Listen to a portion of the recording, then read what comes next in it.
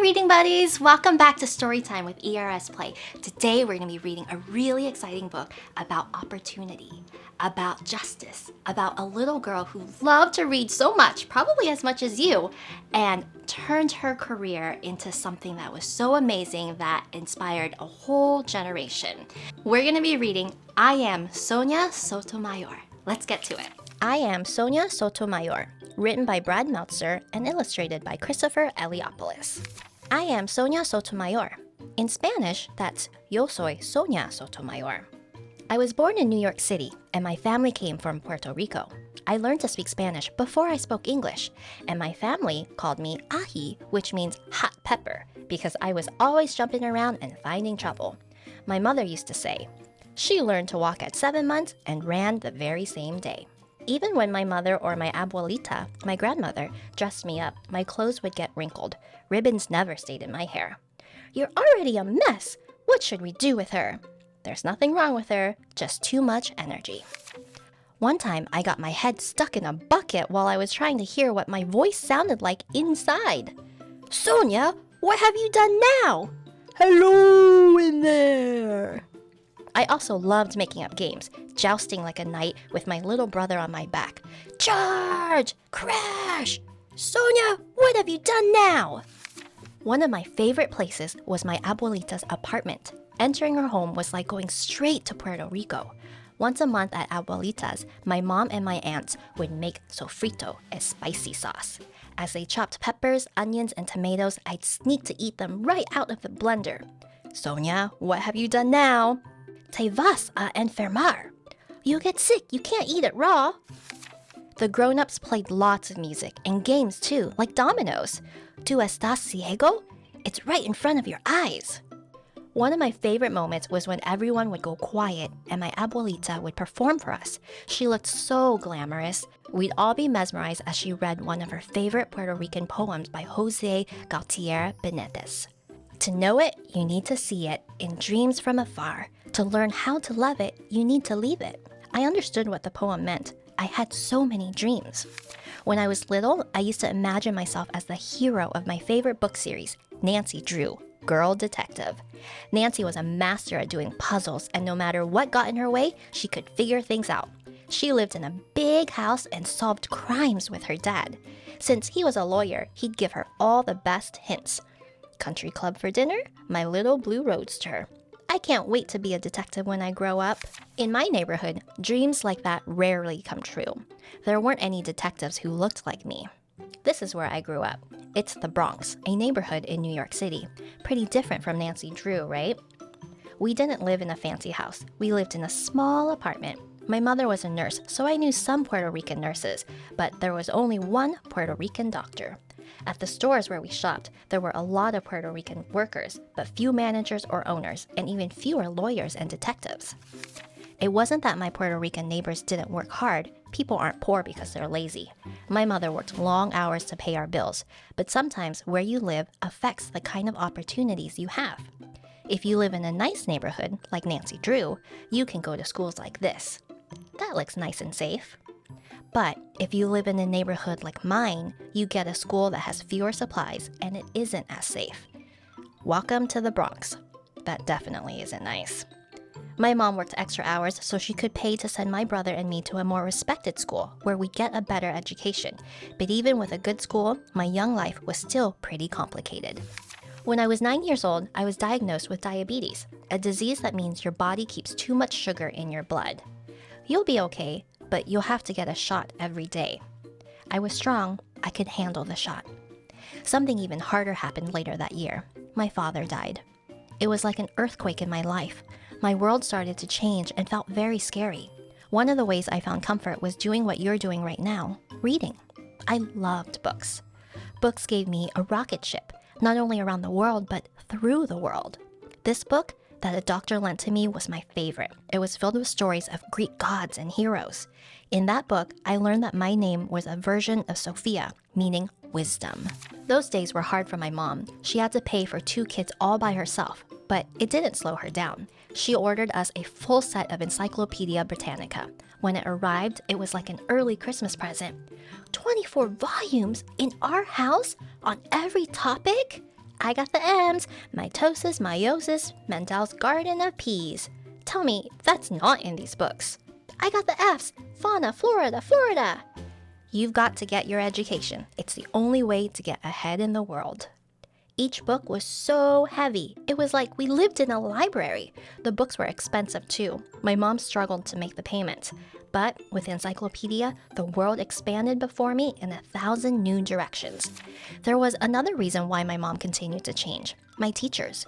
Every teacher has the power to inspire us kids. This one realized I love to compete and win. That's Mrs. Riley. She'd put a gold star on the blackboard when you did something well. Nice job, Sonia. You too, Donna. I wanted those stars. I wanted to collect them all. 1 gold star for each of you.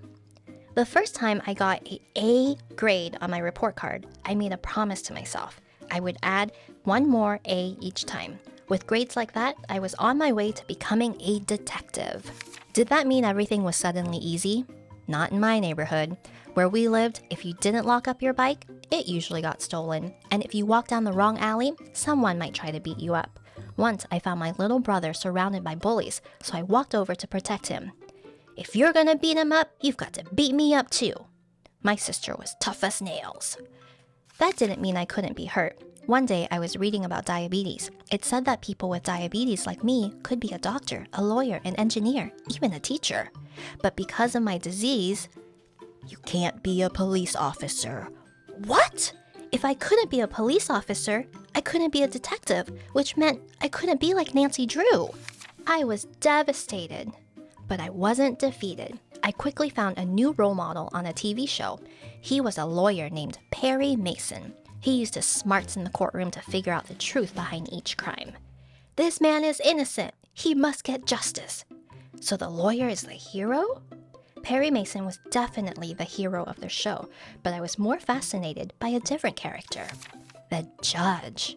Every episode, no matter what Perry Mason was trying to do, it was the judge who made the final decision. Look, nothing happens until the judge says so. Perry Mason can't do anything until he asks the judge for permission. Whatever you say, Ahi. It's the most important moment of the show. It was hard to understand every detail, but I could tell that each case was like a good puzzle, a complicated game with its own rules. From there, I knew I could be a great lawyer, even a great judge. To be a judge, I had to learn to speak in front of others. My first practice session was in church, doing a Bible reading. Good speakers have to look at people and make eye contact, but I was so nervous I used this trick. I stared at people's foreheads instead. They had no idea. I did it, and I knew I could do it again. In high school, I joined forensics, which trains you in public speaking and debate. I won first prize in a speaking contest, but I also learned that one of the most important parts of making a good argument is being a good listener. My talk was about how we have a responsibility to look out for each other. Yet, perhaps the best thing I learned in forensics came from one of the student coaches. A counselor at school had told me to apply to a local college, but the coach told me I could go further. Try for Ivy League. Aim for one of the top colleges, like Harvard, Yale, or Princeton. But those are some of the best schools in the country. My parents never even went to college.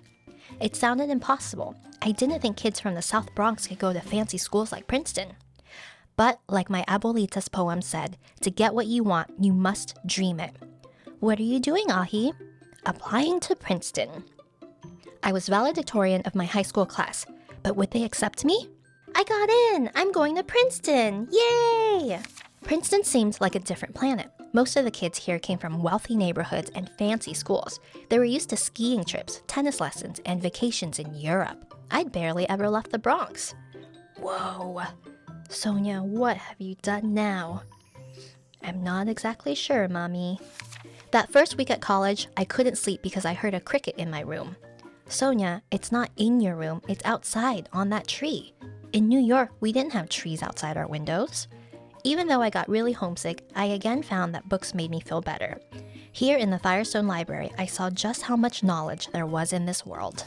During my time at Princeton, I did so well they invited me into Phi Beta Kappa, an honor society that recognizes top students. I almost threw away the invitation thinking it was a fake jewelry scam. Says here I made summa cum laude. That's amazing! You excited? Of course I'm excited. What's summa cum laude? It means the highest honor in Latin. That means you got some of the best grades at the whole school. I'd never heard of any of the awards they gave me, including the Pine Prize, the most prestigious award a Princeton senior can win.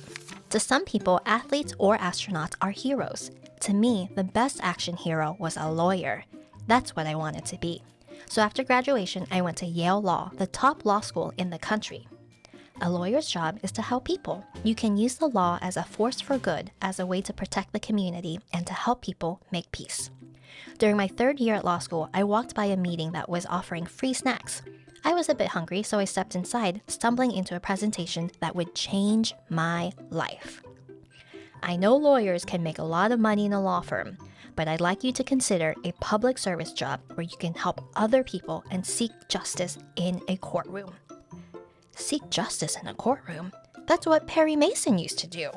Inspired by my old dreams, I became an assistant district attorney. As a prosecutor, my job was to find the truth and to make sure that if someone committed a crime, they didn't get away with it. When I started, there were so few Hispanic and female prosecutors, the other lawyers would ask me, "When's your boss getting here?" I am the boss. It didn't stop me from doing my job. I just had to convince the jury to agree with me. This man is a thief. He should be punished. Do you know the real reason juries loved Sonia? She could talk to all people. Young, old, rich, poor, people of all races and backgrounds. Sonia understood everyone. I also understood that when people didn't get along, it's usually because they can't imagine how someone else is feeling. From there, I had a few different jobs as a lawyer, until one day I heard that the U.S. District Court in Manhattan was looking for a new judge. You have to apply, Sonia. I don't know. That's a really tough job to get. You'd be perfect for it. My boss was so determined, he put the application on my desk and made sure I had no other work that would get in the way of it. This was my dream, wasn't it? Of course it was, and it was coming true. I became the city's first Hispanic federal judge, and its youngest as well. Now my job was to make sure that in each case, people followed the laws correctly. During my very first trial, I was so nervous my knees were actually knocking. All rise. Your Honor, we have a question. Once the case got started, my panic passed. I was ready to do my job, and also ready for what was coming next when I was promoted to the Court of Appeals. Soon, I was considered for the biggest legal job of all, being a justice on the Supreme Court of the United States.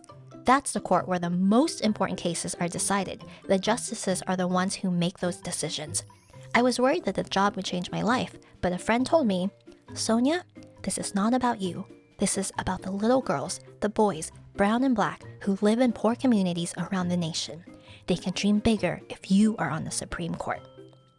It made me think about the South Bronx. It made me think that there were no Hispanic female lawyers for me to follow at Princeton, Yale, the district attorney office, or even as a judge. It made me think about all the people that I could inspire. When I was little, did I ever dream about being a Supreme Court justice? You can't dream about what you don't know about. If I wanted others to have this dream, I need to show them it was possible. On October 8, 2009, at 55 years old, I was sworn in as the first Hispanic and third female justice to ever serve on the Supreme Court of the United States. During the ceremony, I made sure that my mother was standing right between me and the Chief Justice. When I told reporters how much of a role she played in my accomplishments, my mother humbly said she didn't know what she did. But I do. Remember, no one is self-made. No matter who you are, everyone gets help from someone. Sonia, what have you done now? In my life, I was the ají, the hot pepper, the one who couldn't slow down. Because of where I was from, because I was poor and Latina, some people didn't think I could go far. But there were others who helped my dreams come to life. They gave me opportunities and reminded me to keep going. Those are the people you need to listen to. Pay attention to the ones who believe in you. The more you learn, the farther you'll go. Education is a rocket ship. It can take you anywhere. But no matter how high you fly, never forget where you started. Today, Justice Sotomayor still uses many of her public speeches to talk to women or minority groups. She's also been on Sesame Street, twice.